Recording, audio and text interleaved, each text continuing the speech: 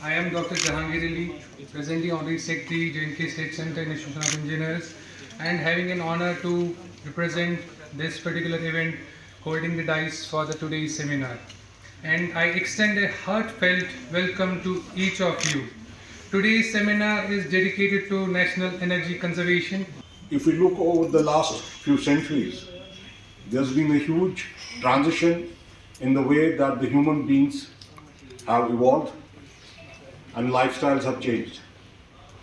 Going back just 3 or 4 centuries, the primary source of energy would be wood, which was mostly used for cooking meals in the house or maybe as a source of heating.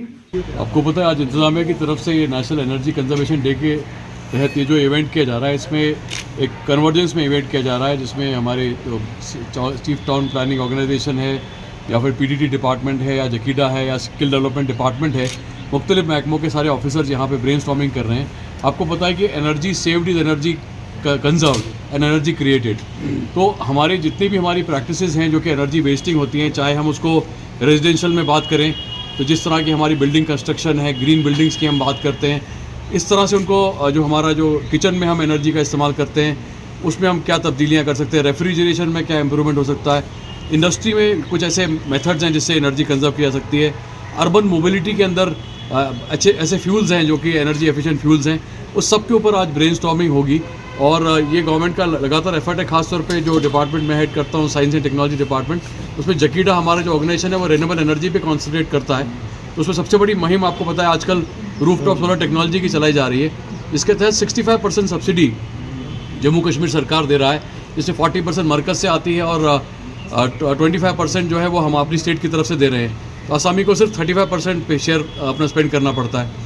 उसके अलावा भी यहाँ पे एक बहुत बड़ी मुहिम चलाई जा रही है, जो हमारी गवर्नमेंट बिल्डिंग्स हैं, इसमें यूनिवर्सिटीज़ हैं, हायर एजुकेशन है, डिफरेंट इदारों के डीसी ऑफिसेज़ वगैरह हैं, उनको कवर किया जा रहा है। उसके तहत भी लगभग 500 से ज़्यादा बिल्डिंग्स पे इस साल कवर किया गया है, जिसको अगर हम मेगावाट पे बात करें तो लगभग 15 मेगावाट के आसपास जकीडा ने इस साल कवर किया है। वो मुहिम को भी आगे चलाया जाएगा। इसके अलावा जो थर्ड सेक्टर है जिसको हम लोग बात करते हैं लार्जली, जो हमारा एग्रीकल्चर सेक्टर है, उसमें पीएम कुसुम नाम की एक स्कीम के तहत सोलराइजेशन और एग्रीकल्चर पंप्स और फीडर हो रहा है। उसके तहत 80% सब्सिडी सरकार इसमें दे रही है। मगर वो सारे एनर्जी प्रोडक्शन और सब्स्टिट्यूशन के प्रोग्राम्स हैं, पर आज जो हमारा जो मौजू है वो बेसिकली एनर्जी कंजर्वेशन पे है।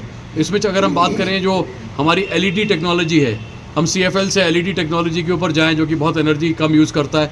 हमारे जो घर में अप्लायंसेस हम लगाएं वो 5 स्टार रेटिंग वाले जो अप्लायंसेस होते हैं जो सबसे कम एनर्जी कंज्यूम करते हैं। इसके अलावा जितनी हमारी आजकल जो इलेक्ट्रिक कार्स आ रही हैं या इवन हाइब्रिड कार्स का हम इस्तेमाल कर सकते हैं, क्योंकि शहरों में जो डिस्टेंसेस भी कम होते हैं। इसके अलावा जो हमारा इंडस्ट्रियल सेक्टर भी है उसके और रेजिडेंशियल सेक्टर में जो हमारी रूफिंग की क्वालिटी इस तरह से करें, इस तरह से ग्रीन बिल्डिंग बनाएं तो उसकी एनर्जी एफिशिएंसी बेहतर रहे।